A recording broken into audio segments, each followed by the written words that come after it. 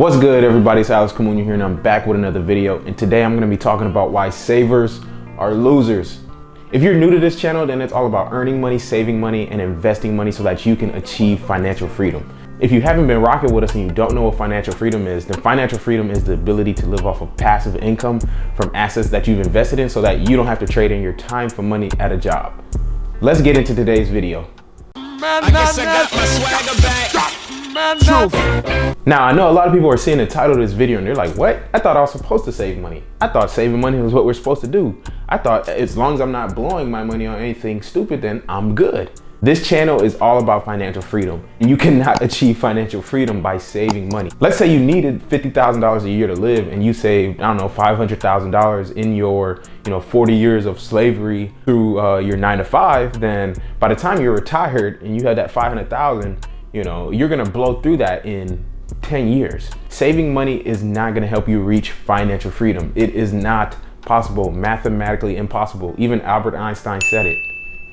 No, he didn't really say that, but he might as well have. So like I said, in this video, I wanna talk about why exactly that is and why you shouldn't be saving your money. Investing is the only way you can achieve financial freedom. Money needs to work for you. Now, I do wanna preface all this by saying that you need to have your emergency fund saved. Do not think that I'm saying you shouldn't have anything saved. No, you need to have at least your emergency fund saved so that you can cover emergency expenses. That would just be idiotic not to have anything saved, obviously.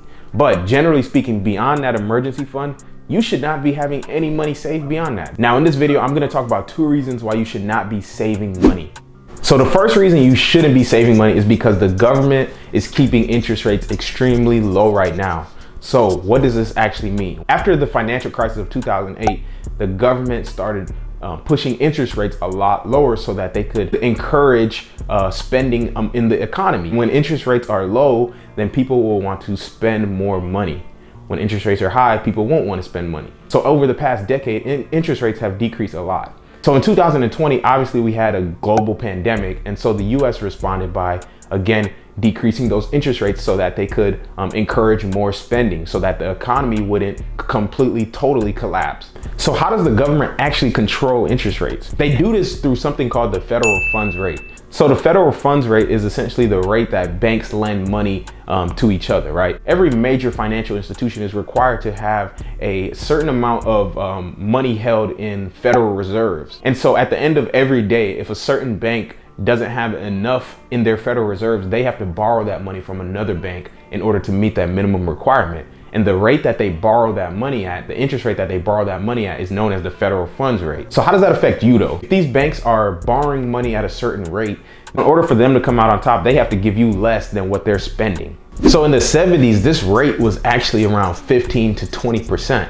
So that meant if the bank was borrowing money from other banks at 15 to 20%, that means they could give you 7% and still be able to come out on top, right? And so if you had $5,000 in the bank in the 70s and you were getting 7%, you were making about $350, $400 every year off of just having your money sitting in the bank. So you were making a good $30, $40 every single month just by having your money sit in the bank. So in 2020, the government or the Federal Reserve dropped the federal funds rate down to 0.25%. So what does this mean for you? That means if they're borrowing money at 0.25%, that means they have to give you even less than that, right? Because if they have to pay 0.25, they're not gonna give you more than that. They have to give you less than that so that they can still come out on top.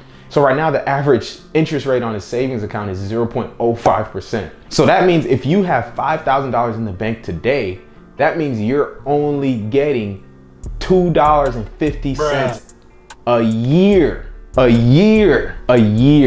I don't think y'all heard me. A year. What is that gonna do for anyone? It's honestly even an insult to do that. And the chair of the Federal Reserve actually just said that they're gonna keep this rate at this low, near zero, for years to come. I got a question for y'all. Y'all ever wonder why, Chase and Wells Fargo and all those banks, they give you those lollipops, the dum-dums whenever you go into the bank? I mean, think about what actually happens when you put your money in a savings account. You walk into the bank and say, hey, I'd like to deposit $50,000 into my bank account. Oh, no problem. Here's a deposit slip. Your money is safe with us. Meanwhile, we're gonna take his money, give him 0.05%, take his money and lend it out at 4% on a home loan and 5% on an auto loan. He pretty much just gave us an interest-free loan. Thanks for depositing your money with us. Here's a dum-dum, you dum-dum. Oh, brother, this guy stinks! This is for real what's going on. You're dang near giving the bank an interest-free loan. It's crazy. The second reason that savers are losers is because of inflation.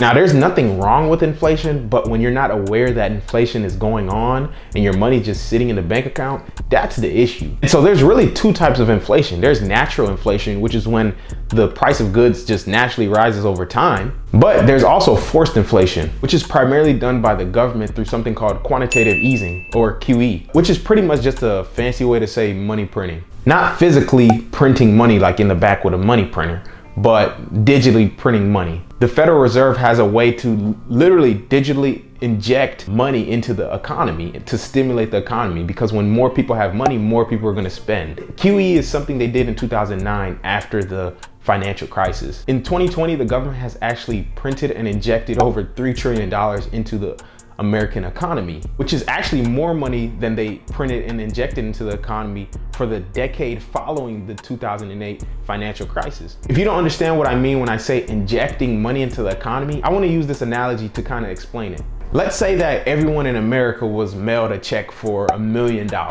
If everyone in the country had $1 million to go and spend, spending is going to increase a lot more, and that's going to help the economy significantly. But what's going to happen is that demand is going to outpace supply. And if that happens, then prices are going to have to increase. So it's going to force inflation naturally. So QE, or money printing, is an indirect way of putting money into the economy so that you can stimulate its growth and get people spending more. So the reason I mention this is because inflation is typically around 2 to 3% a year. So that means you're literally losing buying power on your money every single year. If you have $10,000 sitting in the bank and inflation is around 2%, that means after a year, you really only have $9,800 of buying power. So you actually lost $200 just by leaving your money in a bank account. This is why financial literacy is important. If you don't know this, then what are you gonna do? You're just gonna keep your money in a bank account and you don't even know that you're losing money every single year just by leaving your money in a bank account. You were taught that saving is good,